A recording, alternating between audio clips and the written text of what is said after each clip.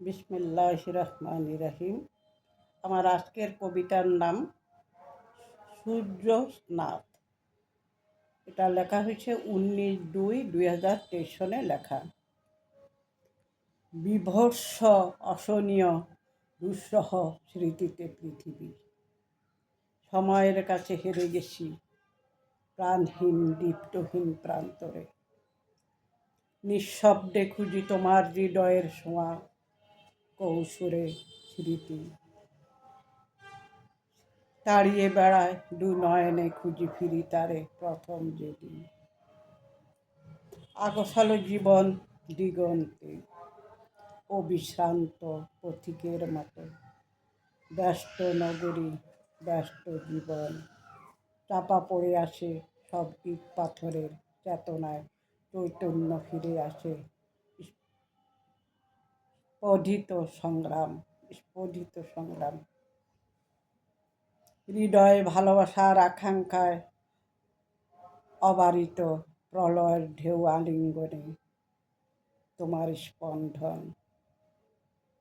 কলমের কালি নিষ্ক্রিয়, পৃথিবীর রূপ সর্বগ্রাসী, অপেক্ষায় আবদ্ধ নিষ্প্রভ বুক ভরা যন্ত্রণা।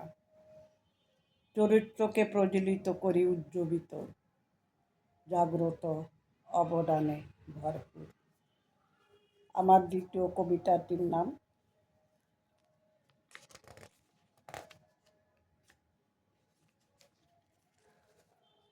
অপ্রত্যাশিত স্বপ্ন। এটা লেখা হয়েছে 27/1/2023 সনে লেখা। অদ্ভুত প্রেমের গল্প বলেছিল সেক্রিপ্রাইজ, কম্প্রোমাইজ বুঝো। উচ্চস্বরে ওই প্রান্ত থেকে অদম্য সাহস অব্যক্ত যন্ত্রণা নিয়ে বলেছিল, দুটোকে জীবনে ব্যালেন্স করলে অদ্ভুত এক প্রেমের সন্ধি উচ্ছ্বসিত হয়। দুর্ভাগ্য প্রাচুর্য ভরা স্বপ্নে গুলো প্রলঙ্করী ঘূর্ণিঝড়ে এলোমেলো।